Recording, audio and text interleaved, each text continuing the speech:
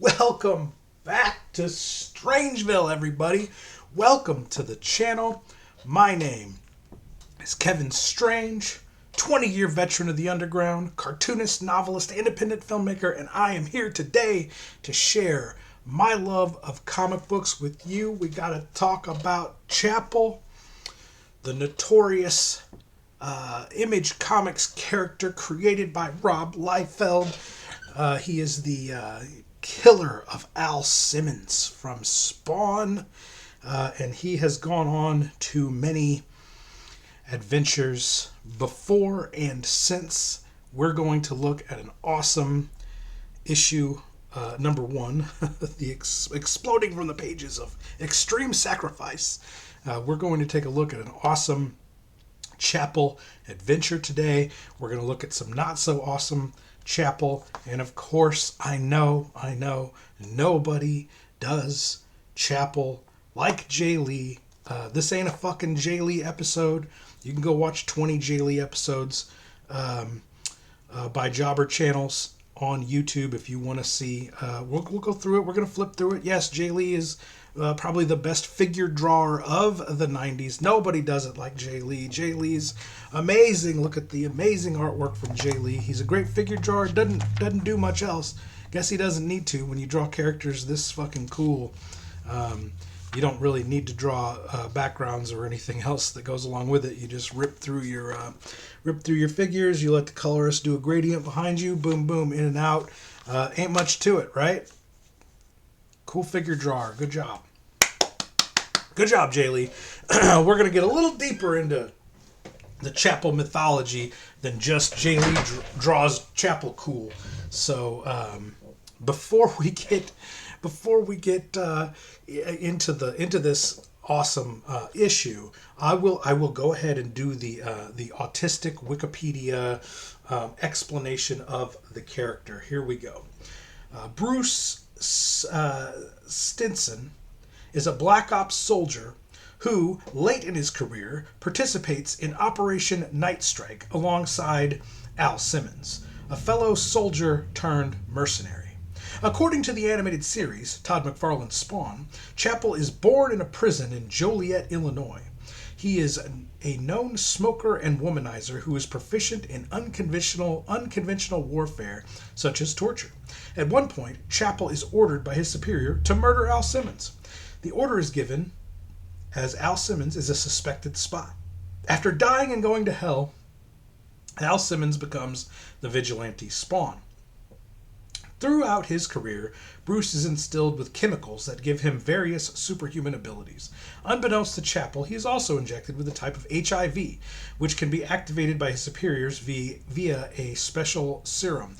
HIV/AIDS was a big deal in the 90s, in the late 80s, early 90s. People thought it was going to be a much bigger fucking problem in the hetero population than it ever turned out to be, because the main way that HIV/AIDS is transmitted is through intravenous drug use, blood transfusions, and anal sex from men to whoever. It can be transferred to another man through gay anal sex, or it can be transferred to a woman through gay anal sex. Hard to transmit it any other way other than that. So didn't turn out to be such a big deal to the hetero community, but in the 80s, late 80s and early, I mean, we had at least two high profile Image Comics characters, Chapel and Shadowhawk, that both had the dreaded HIV. Just giving you a little context as to why it's a reoccurring theme in comic books around this era. One of his bosses, Jason Wynn, who has frequent feuds with Al Simmons, commissions Chapel to kill him. A while after Al Simmons' death, Chapel becomes a member of Youngblood.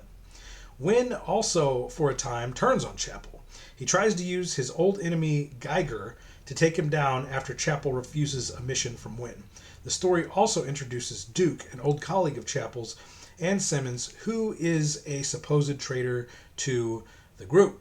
Spawn eventually regains his memory of Chapel being his killer and begins hunting him. He ambushes Chapel and teleports him to a swampy area in Botswana.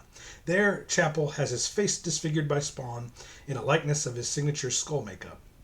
Afterward, Chapel is forced to replace the missing skin with a skull that he grafts onto the parts of the bone that are exposed by his injury. Afterwards, he continues to work with Youngblood. He confronts extra-dimensional invaders that plague the religious hero John Prophet. Chapel is later removed from Youngblood's service. Out of curiosity, he hunts Spawn to try to find out the secret of his resurrection. Upon learning about Hell and the Hellspawn process, Chapel commits suicide, shooting himself in the head. However, instead of becoming a Hellspawn, he becomes Lord Chapel after his rise to power in Hell and his victory over Lucifer. When he is separated from the creature, Chapel returns as a woman named Gazer, only to be turned back to a man again after left feeling empty. In the later Spawn comics, due to issues with Chapel debuting in Youngblood, Rob Liefeld took back the rights to him. Jessica Priest was later added in the comics as Al Simmons' killer. The Scorched 24 introduces John Bishop as another character replacing Chapel as Jessica becomes more heroic. Jesus Christ, there you go. That's your autistic Wikipedia explanation of Chapel. But we are going to dig into this. I found this. I thought this was like a 4-book series. I just grabbed every one of them. They were like all together in a group in a dollar bin, and so I thought I was grabbing a 4-issue series. It turns out I was grabbing issue 1 of an awesome series and 3 issues of a really fucking mediocre series. So I'm going to show you the interior art to the 1 issue of the awesome series that I have. This is plot by Brian Whitten, script by Brian Whitten and Eric Stevenson, pencils by Tommy Tenney and Calvin Irving, and inks by Jamie Mendoza. And that team does a damn good Chapel. Yes, I know. It's only Jay-Lee and only Jay-Lee. I fucking get it. I even have the second one here. But this is, this ain't bad. Not a bad look on old Chapel here. Okay, now let's compare that to this Jobber book that I have 3 of because, oh man, look at that. That's bad.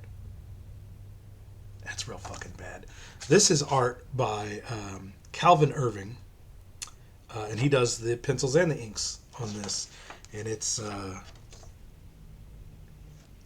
leaves a little bit to be desired. It's that very 90s image style. It's not as bad as some 90s image shit, I think, due to, I don't know, some of the color process is really bad. 90s image airbrush shit, and then some of it's decent, so it's not the worst Chapel I've ever seen. But this book is cool, and the writing on this is really good. I like the writing of this story. This is Chapel. He's just like laying around, having himself a good little emo moment, and he thinks back to an adventure he had with some of his buddies out in fucking wherever, not Botswana, but somewhere. We'll get into it. It is Nicaragua in 1983? Is that what that says? So this is Nicaragua 1983 that Chapel's going to have an adventure with some of his dudes, not Al Simmons, just some other mercenary dudes, and it's a real cool story. Like I said, I really like the art on Chapel here, but this is like Predator. This is like Predator meets Image Comics, like Predator the first movie. Look at that. That's an awesome Chapel right there. That's good stuff. And they're basically, they're hunting down these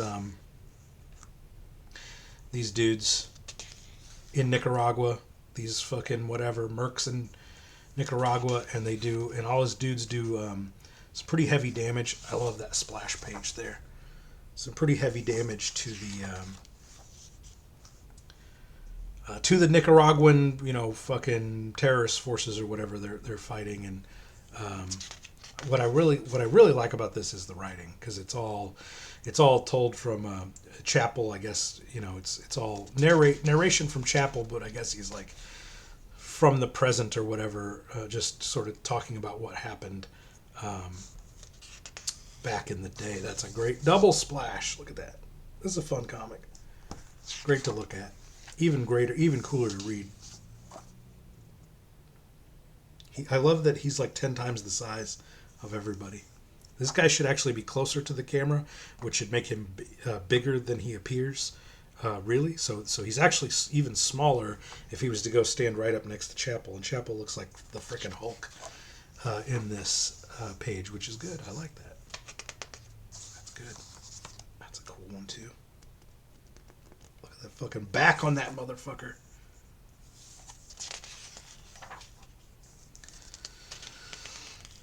Gates of Hell are gonna rock. Violator versus Bad Rock. I have 3 issues of that. Let me know if you want us to cover Violator versus Bad Rock. Written by Alan Moore, drawn by Brian Denham. I don't think this is as strong as the Violator miniseries written by Alan Moore, but it's fun. We'll look at it. Let me know in the comments if you want to look at it, gang. I like that face.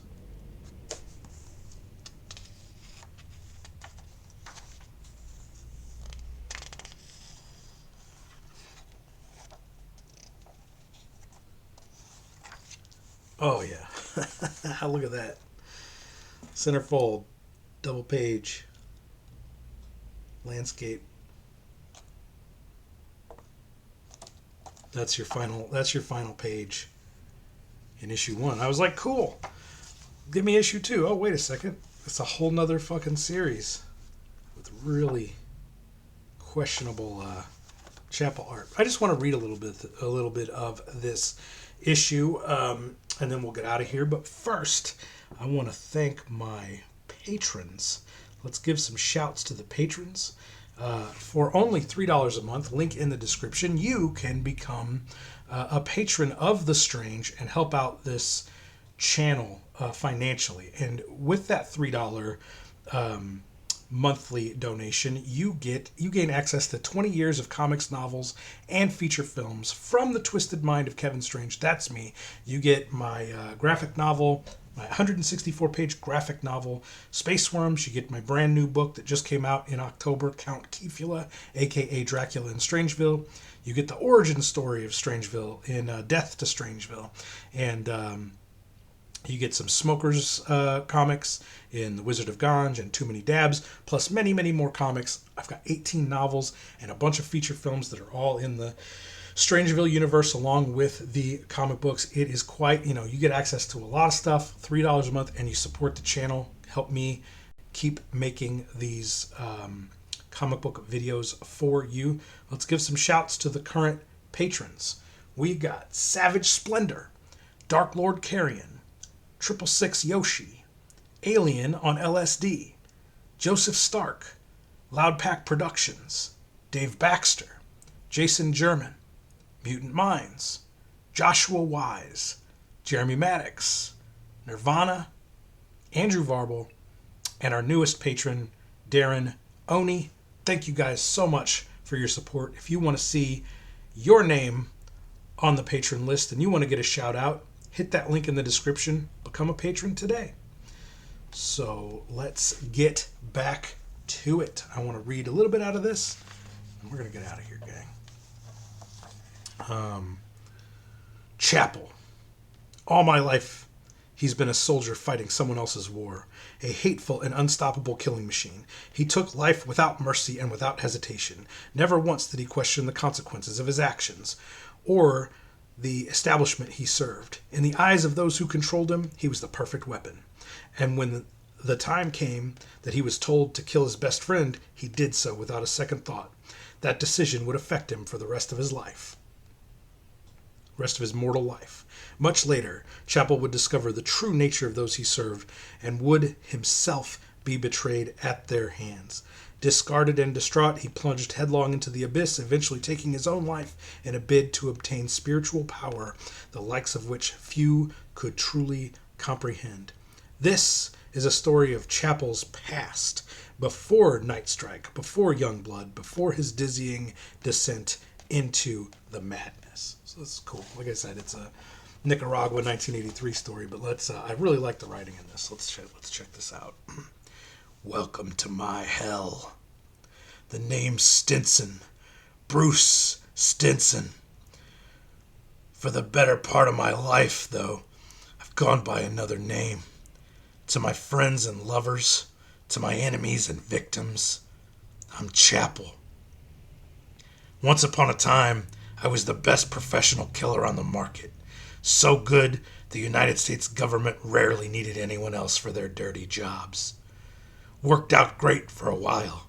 I started off with a strictly undercover wet works operation called Night Strike, and then wound up a charter member of the government's spandex super team Youngblood. Like I said, it worked out great for a while. Now, I'm lying here in my apartment, watching my life go down the tubes in one big downward spiral. I've killed my best friend. I've learned that my ex-boss, Jason Wynn, was poisoning me with HIV over the course of my career. I've even been kicked out of Youngblood and transferred to that freak show Bloodstrike outfit. Needless to say, that didn't last for long.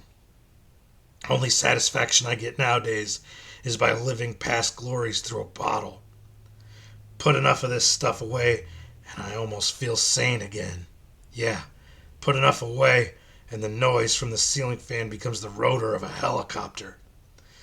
And the dingy walls of this lousy bedroom become Nicaragua, 1983. Time is tight, and this is what we call a kiss job. Keep it simple. Keep it simple shit, I guess that's the what he's going for there.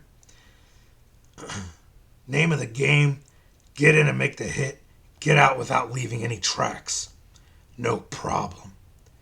The team of mercs I've got with me are the best in the business. I ought to know. I handpicked them myself. Roger Dickinson, our point man. Karate, judo, you name it, he knows it. Kevin O'Brien, tough kid out of Brooklyn. A real fireplug of a guy. Arrogant, intense, and mouthy, but always good for watching your back. Jeff Jackson, he and I go so far back, I've lost track of all the jobs we've done, but boy does he pack one hell of a punch. Brad Smits, James Dean in camis. The kid's got a slow-eyed charm, but when it comes to anything but killing. Billy Zane, our utility man, the kind of guy who can go anywhere, speak any language, especially when it involves guns. Jet Li, loves to bar brawl, shoot, and generally raise hell. My kind of guy. Gotta love him. So that's your crew. That's everybody together there. Gonna go on this adventure with Chapel. Been a while since we tasted any real action. The boys are getting anxious. I fire off the facts as we begin to touch down. Listen up, crew! We're gonna hit the ground hard and head due north until we locate Colonel Black's little Latin hideaway. Just so you're all up to date, Black was originally sent down here on behalf of Uncle Sam. We set him up with the necessary equipment to help in the fight to bring democracy to Nicaragua. But unfortunately, the good colonel's no longer of sound mind. The Nicos say he's into black magic and voodoo, that he can raise the dead. Our man in Washington says he wants us to leave him looking like a stain. Let's do it! So it's got a like a Apocalypse Now storyline, but then we thread in some of that supernatural stuff here, foreshadowing. And it doesn't really get supernatural in this first issue. I wish I had the rest of them because it's probably going to get fucking nuts and it's going to be Chapel fighting zombies, Nicaraguan zombies, voodoo zombies and shit. That's going to be awesome. But I only have this first issue. But anyway, I think I've given you guys plenty to chew on here. Listen, like this video. Subscribe if you're not already subscribed. About 40, 50, 60% of the people who watch these videos get them served to you guys, get it served to you on your homepage. You're not actually subscribed to the channel. We've only got like 75 more subscribers to go before we hit that big 1,000 subscriber mark here. I got a little thing here. We're we're at like 975 or 925 subscribers almost, and we're right there. We're right on that cusp. It doesn't cost you nothing. Hit that subscribe button, and once we hit 1,000, as a special thank you, I'm going to release a digital version of my 164-page graphic novel Space Worms for free on the Patreon. That link is below in the description for that. So make sure you subscribe, and if you are a if you are a comics hoarder like I am, if you've got the other 3 issues of this Chapel run, this Brian, what is his name? Brian Witter and Witten, rather. Brian Witten and Tom Tenney and Jamie Mendoza run on Chapel, you can actually send that to me to feature here on the channel. You can send that to P.O. Kevin Strange, P.O. Box number 5, Cottage Hills, Illinois 62018. If you've got more of them Youngblood strike files that old Jay Lee did, you can send those along also for me to take a look at. We'll do a whole Jay Lee Chapel episode here. Kevin Strange, P.O. Box number 5, Cottage Hills, Illinois 62018. And if you are a comics creator and you would like to have your comic books featured on the channel, you can do like Ron Thuen did and throw your comics in the mail. Kevin Strange, P.O. Box number 5, Cottage Hills, Illinois 62018. And check out Ron's book here. This is Dilligaff. I don't know what that means. I don't know if I'm supposed to know what that means. But that is the comic. It's a little anthology. It's a little two little short stories in each one. He sent me 3 issues. He sent me one with Charlie Brown with a swastika on his forehead. Sure, YouTube will love that. Helter Skelter. Get it? Charlie Brown, Charlie Manson. Get it? He sent along 3 issues. We're going to take a look at them. I love Ron's art. I love his monsters. He's just a killer cartoonist, illustrator. And we'll take a look at these. And if you are a creator and you want this treatment, I feature an indie creator at the very end of every single one of my videos. Sometimes I do I give a creator a whole week of shout outs at the end of my videos, sometimes a day, sometimes more. It just depends on how I'm feeling. If you want to be one of those creators that gets shout outs at the end of the video, put your comics in the mail. Kevin Strange, P.O. Box number 5, Cottage Hills, Illinois 62018. And that's going to do it for us, gang. Thank you so much for watching to the end of the video. This helps the algorithm shit this video out to even more people's homepages, helps get us more views, helps us get more subscribers, yada, yada, yada. Really appreciate your time today, gang. I hope we see you here again for the next video tomorrow. This is a daily YouTube channel. We put out comic book videos every single day. I hope I see you tomorrow. And remember to stay strange.